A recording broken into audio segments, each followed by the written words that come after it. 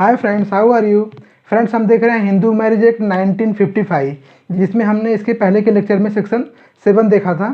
आज हम बात करेंगे सेक्शन 8 की, जो डील करता है registration of Hindu marriages, means Hindu marriage का रजिस्टर किया जाना। ठीक है फ्रेंड्स, यहाँ पे मैं आप लोगों को एक बात बताना चाहता हूँ कि मैरिज रजिस्ट्रेशन और रजिस्टर्ड मैरिज दोनों अलग अलग टर्म्स हैं। Marriage registration,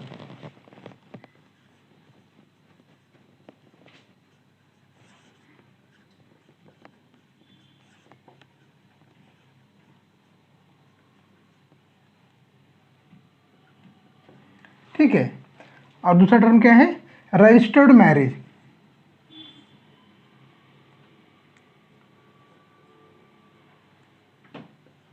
registered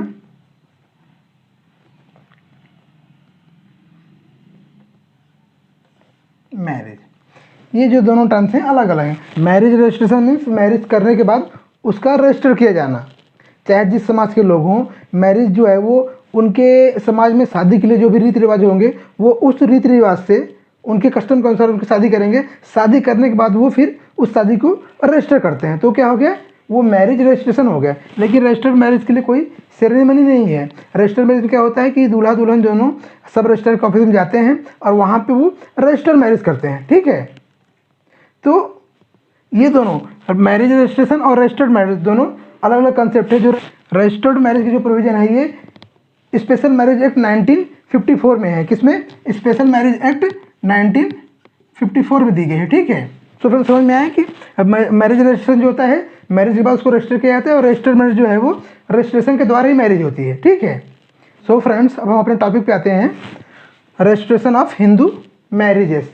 friends, Hindu marriage act 1955 में जो सेक्शन 8 दिया गया है, इस सेक्शन का पर्पज यही है कि हस्बैंड प्रूव कर सके कि ये मेरी लीगली वेडेड वाइफ है, और वाइफ प्रूव कर सके कि ये मेरा लीगली वेडेड हस्बैंड है। ठीक है, तो हम सेक्शन 8 की बेयर एक्ट लैंग्वेज देखते हैं। उसमें क्या दिया गया है कि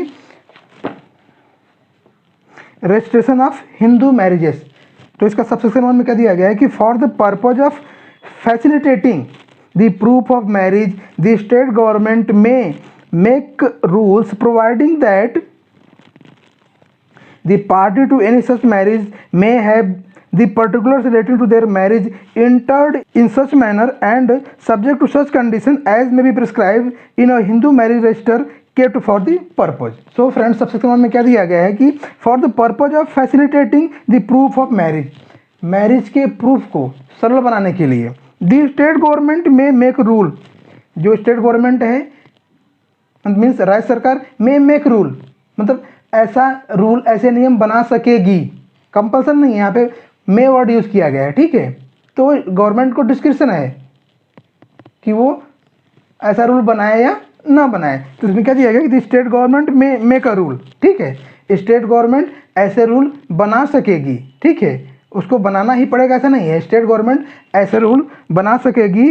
कैसे? कि providing that the party to any such marriage may have the particulars relating to their marriage entered in such manner and subject to such conditions as may prescribed in a Hindu marriage register kept for the purpose.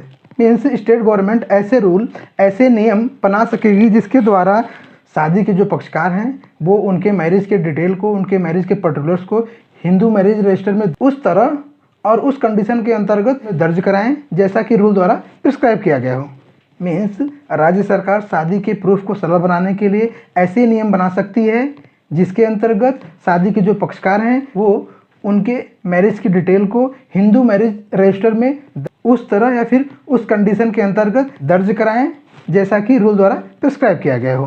Friends, अब हम sub section 2 देखते हैं। उसमें क्या दिया गया है कि notwithstanding anything content in sub section 1, the state government may, if it is of opinion that it is necessary or expedient so to do, provide that the entering of particulars referred in subsection 1 shall be compulsory in the state or any part thereof, whether in all cases or in such cases as may be prescribed, and where any such direction has been issued, any person contravening any rule made in this behalf shall be punishable with fine which may extend to 25 rupees।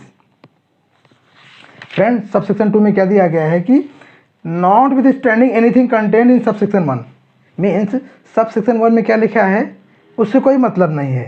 Subsection 1 में क्या दिया गया है कि state government चाहे तो ऐसे rule बना सकती है कि जो भी हिंदू मैरिज के पक्षकार हैं वो उनकी शादी को रजिस्टर करें, तो लेकिन ऑप्शनल है, कंपल्सन की बात नहीं की गई सबसेक्शन 1 में। तो इसीलिए इसमें दिया गया है सबसेक्शन 2 में कि notwithstanding anything contain in subsection 1। तो सबसेक्शन 1 में चाहे जो लिखा हो उससे मतलब नहीं है। आगे क्या दिया गया कि द स्टेट गवर्नमेंट में if it is of opinion that it is necessary और एक्सपीडियंट सो टू डू। अगर राज्य सरकार को मीन्स स्टेट गवर्नमेंट को ऐसा लग रहा है कि ऐसा करना जरूरी है, ठीक है, अगर राज्य सरकार को लग रहा है कि ऐसा करना जरूरी है, तो आगे क्या दिया गया है कि provide that the entering of particulars referred in subsection 1 shall be compulsory in the state. अगर राज्य सरकार को लगता है कि ऐसा करना जरूरी है, कैसा करना जरूरी है कि जो शादी के पक्षकार हैं उनके मैरिज को हिंदू मैरिज रजिस्टर में रजिस्टर करना नेसेसरी है और एक्सपीडियंट है, तो राज्य सरकार उस राज्य में हिंदू मैरिज के रजिस्ट्रेशन को कंपलसरी कर सकती है। और उसमें आएगा दिया है कि और in any part thereof, राज्य सरकार चाहे तो हिंदू मैरिज के रजिस्ट्रेशन को पूरे स्टेट में पूरे राज्य में कंपलसरी कर सकती है या फिर उसके राज्य के किसी पार्ट में हिंदू मैरिज रजिस्ट्रेशन को कंपलसरी कर सकती है, ठीक है। और आगे क्या दिया गया कि वेदर इन ऑल केसेस और in such cases as may be specified. Means सभी परिस्थितियों में, सभी केसेस में या फिर कुछ विशिष्ट केस में राज्य सरकार हिंदू मैरिज के रजिस्ट्रेशन को कंपलसरी कर सकती है। और आगे क्या दिया गया है कि and where any such direction has been issued any person contravening any rule made in this behalf shall be punishable with fine which may be extend to 25 rupees.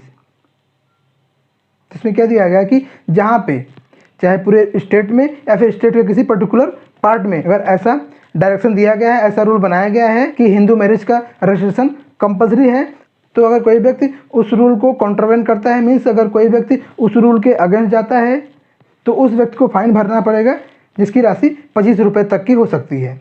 तो फ्रेंड्स सबसेक्शन 2 में यही दिया गया है कि सबसेक्शन 1 में चाहे जो लिखा हो, अगर राज्य सरकार को लग रहा है कि हिंदू मैरिज का रजिस्ट्रेशन जरूरी है तो राज्य सरकार पूरे राज्य में या फिर राज्य के किसी भाग में हिंदू मैरिज के रजिस्ट्रेशन को कंपलसरी कर सकती है। और अगर राज्य सरकार ने हिंदू मैरिज के रजिस्ट्रेशन को कंपलसरी किया तो उस राज्य में अगर कोई व्यक्ति मैरिज कर रहा है तो उसको उसके मैरिज को हिंदू मैरिज रजिस्टर में रजिस्टर करना पड़ेगा। अगर वो ऐसा नहीं करता है तो उसको 25 रुपये तक की फाइन हो सकती है।